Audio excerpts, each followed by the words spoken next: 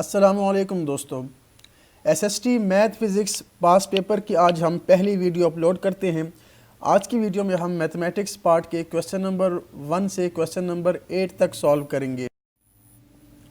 Question number 1 है, a quadratic equation becomes linear if a equal to 0, b equal to 0, c equal to 0 और both a and b। यानी कोई भी quadratic equation linear बन जाएगी अगर इनमें से कौन सा ऑप्शन ट्रू हो। क्वाड्रेटिक इक्वेशन की जनरल फॉर्म होती है A x square plus B x plus C equal to 0। यहाँ पर एक्स स्क्वेयर का कोएफिशिएंट ए है, एक्स का कोएफिशिएंट बी है और सी कांस्टेंट टर्म है। अब बाय डेफिनेशन क्वाड्रेटिक इक्वेशन में वेरिएबल की हाईएस्ट पावर 2 होती है। अगर पावर 2 से कम हो जाए यानी 1 हो जाए तो वो इक्वेशन लीनियर बन जाती है। अब यहाँ पर आप देखें, x अगर 0 हो जाए तो इस इक्वेशन में वेरिएबल ख़त्म हो जाएगा, इसलिए x 0 नहीं हो सकता। अगर a 0 हो जाए तो हमारे पास एक्स स्क्वेयर की टर्म ख़त्म हो जाएगी, जिससे ये इक्वेशन bx प्लस c बन जाएगी, यानी कि इक्वेशन लीनियर बन जाएगी। तो कोई भी क्वाड्रेटिक इक्वेशन लीनियर बन जाती है जब एक्स स्क्वेयर का कोएफिशिएंट 0 हो जाए। तो इस केस में a के 0 कर देने से ये इक्वेशन लीनियर बन जाएगी। तो हमारा करेक्ट ऑप्शन ए है। Question number 2, the multiplicative inverse of -2 is. -2 का मल्टीप्लिकेटिव इन्वर्स क्या होगा? कोई भी नंबर है a, उसका मल्टीप्लिकेटिव इन्वर्स 1/a होता है। यानी जब हम इन दोनों नंबर्स को मल्टीप्लाई करें तो आंसर 1 आ जाए। अब देखिए -2 के साथ हम क्या मल्टीप्लाई करें कि आंसर 1 आ जाए। तो -2 के साथ हम जब -1/2 को मल्टीप्लाई करेंगे then answer is 1। 1 is called multiplicative identity. So multiplicative inverse of -2 is -1/2, यानी कि आपने इसी नंबर का रेसिप्रोकल कर देना है। So option D is the correct option. Question number 3 is the absolute value of absolute -5/3 is. ये जो दो लाइंस हैं -5/3 के अराउंड, इन्हें हम एब्सोल्यूट भी कहते हैं, मॉडुलस या मॉड भी कहते हैं।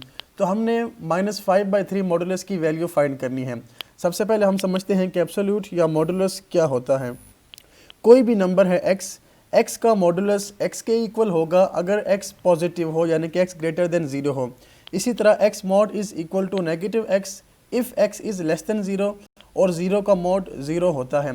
यानी यहाँ पर जो क्वांटिटी मॉडुलस के अंदर लिखी है अगर वो पॉजिटिव है तो आंसर उसका x ही आ जाएगा, यानी 2 का मॉडुलस 2 ही आएगा, 3 का मॉडुलस 3 ही आएगा। कोई भी पॉजिटिव नंबर हो उसका मॉडुलस वही नंबर होता है। अगर नंबर लेस देन 0 हो, यानी कि नंबर नेगेटिव हो, लेट्स सपोज यहाँ पर नंबर है -2, तो उस केस में मॉडुलस होगा -x, जैसा कि यहाँ पर नेगेटिव नंबर है और 0 अगर लिखा हो x की जगह तो आंसर 0 ही होगा, मॉडुलस 0 ही होगा। अब हम देख लेते हैं कि हम इस प्रॉपर्टी को कैसे अप्लाई कर सकते हैं गिवन क्वेश्चन पे। सो मॉडुलस ऑफ -5/3, अब देखें x यहाँ पर -5/3 है, जो भी मॉडुलस साइन के अंदर लिखा है वो x है। सो x यहाँ पर लेस देन 0 है, नेगेटिव है, तो हम सेकंड प्रॉपर्टी को यूज़ करेंगे। तो इसका आंसर आएगा -x। एक माइनस आपने बाय डेफिनेशन फार्मूले का यूज़ कर लिया और x की जगह उसकी वैल्यू पुट कर दी -5/3। माइनस और माइनस मल्टीप्लाई होगा तो ये बन जाएगा +5/3। यानी modulus of a negative number is also a positive number and modulus of a positive number वो भी एक पॉजिटिव नंबर ही होता है।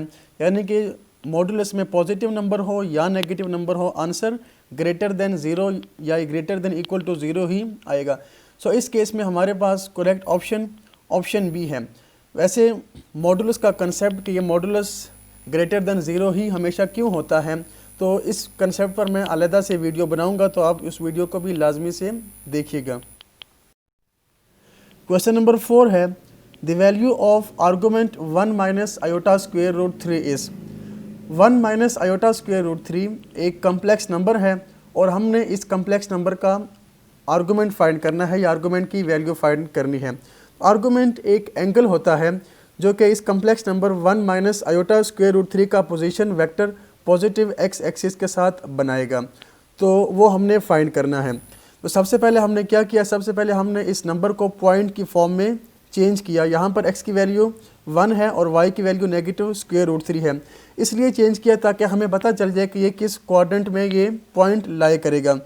अब आर्गूमेंट चूँकि एंगल होता है और टेंजेंट थीटा के मुताबिक tan theta equal to y/x, वहाँ से आप थीटा फाइंड कर सकते हैं tan इनवर्स ऑफ y/x। अब जब आप y और x की वैल्यूज़ पुट करेंगे यहाँ पर फार्मूले में, तो आपने नेगेटिव साइन को इग्नोर कर देना है, क्योंकि यहाँ पर नेगेटिव साइन आपको सिर्फ क्वाड्रेंट के बारे में बताएगा और उसको हम बाद में यूज़ करेंगे। सो tan इनवर्स ऑफ y की जगह आप स्क्वायर रूट 3 लगा लें और x की जगह 1 लगा लें, तो ये बन जाएगा tan inverse of square root 3 is 60, यानी कि 60 डिग्री पर tan 60 इज़ स्क्वायर रूट 3।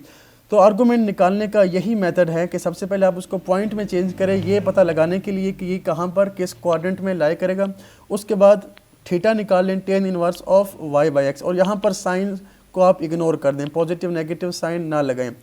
अब हमने देखना है, अब आप देखें 1 और नेगेटिव स्क्वायर रूट 3 ये लाई करेगा फोर्थ क्वाड्रेंट में, क्योंकि यहाँ पर x पॉजिटिव है और y नेगेटिव है, तो ये फोर्थ क्वाड्रेंट में पॉइंट लाई करता है। अब जिस तरह मैंने आपको बताया कि आर्गूमेंट जो है वो इस पॉइंट 1 और माइनस स्क्वायर रूट 3 का पोजीशन वेक्टर जो x एक्सिस के साथ एंगल बनाएगा वो आर्गूमेंट है। हमने लेट कर लिया, सपोज कर लेते हैं कि ये OP लाइन है, तो x एक्सिस के साथ इसका जो भी एंगल बनेगा वो आर्गूमेंट कहलाएगा। अब यहाँ पर हमारे पास आंसर 60 आ गया। 60 का मतलब ये फर्स्ट क्वाड्रेंट में है, मगर वैल्यूज़ के मुताबिक, नेगेटिव साइन के मुताबिक ये तो फोर्थ क्वाड्रेंट में लाई करता है। तो आर्गूमेंट के लिए आपने इन उसूल को, इन चीज़ों को याद रखना है कि फ़र्स्ट वैल्यू में जो भी आंसर होगा थीटा, वही आर्गूमेंट की वैल्यू आ जाएगी। सेकंड वैल्यू में आर्गूमेंट की वैल्यू पाई माइनस थीटा होगी, यानी कि पाई यहाँ पर एक्स एक्सिस पर 180 है, तो 180 माइनस दैट एंगल जो भी आया है, थीटा माइनस करें तो आपके पास आर्गूमेंट की वैल्यू आ जाएगी। अब फ्रॉम, अगर आप स्टार्ट करें positive x axis first quadrant से सेकंड क्वाड्रेंट की तरफ, यानी कि एंटी क्लॉकवाइज मूव करें, तो हम इस केस में एंगल को पॉजिटिव ट्रीट करते हैं। फ्रॉम एंटी क्लॉकवाइज जब आप फर्स्ट क्वाड्रेंट से सेकंड, थर्ड, फोर्थ की तरफ मूव करेंगे तो यहाँ पर आपके पास एंगल की वैल्यू पॉजिटिव होगी। मगर इसके कन्वर्स, इसके बरक्स, जब आप क्लॉकवाइज मूव करते हैं तो एंगल्स की वैल्यूज़ नेगेटिव हो जाती है। यानी अगर फर्स्ट क्वाड्रेंट में एंगल थीटा है तो लास्ट में वो माइनस थीटा बन जाएगा। सिंपल आपने थीटा का साइन चेंज करके नेगेटिव थीटा कर दिया। इसी तरह सेकंड क्वाड्रेंट में पाई माइनस थीटा है तो इसको माइनस से मल्टीप्लाई कर दे, क्योंकि अब यहाँ पर नेगेटिव के लिए सेकंड क्वाड्रेंट थर्ड बन जाएगा। माइनस से मल्टीप्लाई करें तो ये माइनस पाई प्लस थीटा बन जाएगा। आर्गूमेंट के लिए जो रेंज होती है आर्गूमेंट की वो माइनस पाई से पाई तक होती है, यानी कि आप फर्स्ट से सेकंड तक जाएंगे, आगे नहीं जाएंगे, या फिर फोर्थ और थर्ड क्वाड्रेंट में नेगेटिव वैल्यूज़ के लिए। अब यहाँ पर हमने, क्योंकि हमारे पास थीटा लाई करता है फोर्थ क्वाड्रेंट में, तो इसलिए हमारे पास आर्गूमेंट होगा माइनस थीटा। यानी कि आपने ऐसा नहीं करना कि फर्स्ट से स्टार्ट किया और फोर्थ तक आगे, बल्कि आर्गूमेंट के केस में आप फर्स्ट से सेकंड तक लगा सकते हैं लाइन, या फिर थर्ड टू फोर्थ। तो क्योंकि इसकी रेंज होती है माइनस पाई टू पाई, तो इस केस में हमारे पास जो थीटा है, वो जो आर्गूमेंट है वो माइनस थीटा है, यानी कि माइनस 60 के इक्वल है for fourth quadrant. Value of argument alpha is negative theta, so alpha is negative 60। तो यहाँ पर करेक्ट ऑप्शन सी है। तो आर्गूमेंट फाइंड करने के लिए आपको इन वैल्यूज़ को याद रखना होगा कि थर्ड क्वाड्रेंट के लिए क्या करेंगे, सेकंड के लिए आर्गूमेंट कैसे फाइंड करेंगे, और फर्स्ट और फोर्थ के लिए कैसे करेंगे। Question number 5, the solution set of 4x² - 1 = 0 is. इस इक्वेशन का हमने सॉल्यूशन सेट फाइंड करना है। तो हमने इस इक्वेशन को सॉल्व करना है। सिंपली आप x की वैल्यू निकाल लें, 4x² = 1 बन जाएगा, x² = 4 को डिवाइड कर दें तो ये 1/4 बन जाएगा। अब चूंकि हमने x की वैल्यू फाइंड करनी है और x पर तो स्क्वायर है, तो आप दोनों साइड पर स्क्वायर रूट ले लें।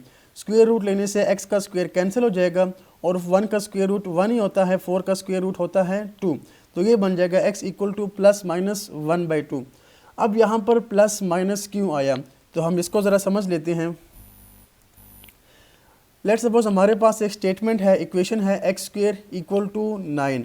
अब इसका आंसर आएगा x = ±3। तो हम ये देखते हैं कि इसका आंसर ±3 क्यों आता है। आप देखें जब हम 3 को 3 से मल्टीप्लाई करेंगे तो आंसर 9 आएगा, यानी कि x एक ऐसा नंबर है कि उसको x से ही मल्टीप्लाई करें तो आंसर 9 आना चाहिए, तो वो 3 है। 3 को जब हम 3 से मल्टीप्लाई करेंगे तो 9 आ जाएगा, तो एक x हमारे पास 3 आ गया।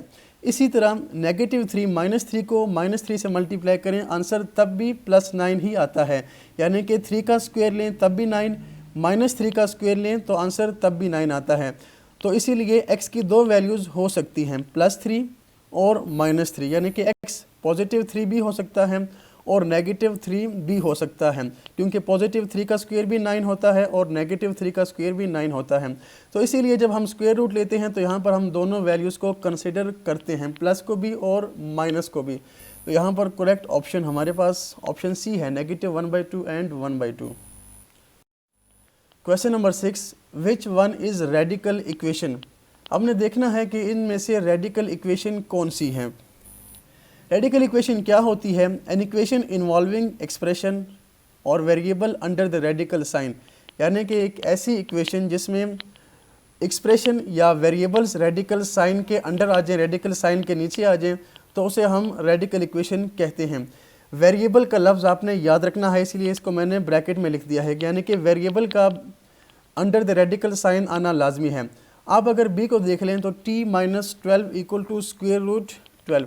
अब t यहाँ पर वेरिएबल है जो कि अननोन हम फाइंड कर रहे हैं, तो t तो स्क्वायर रूट के अंदर नहीं आया, यानी कि रेडिकल साइन के अंडर नहीं आया, बल्कि एक नंबर 12 रेडिकल साइन के अंदर लिखा है, तो ये रेडिकल इक्वेशन नहीं है। रेडिकल इक्वेशन के लिए अननाउन को, वेरिएबल को रेडिकल साइन के अंडर आना लाजमी है। इसी तरह x इक्वल टू √3 ये भी रेडिकल इक्वेशन नहीं है, क्योंकि x के ऊपर स्क्वायर रूट या रेडिकल साइन नहीं है।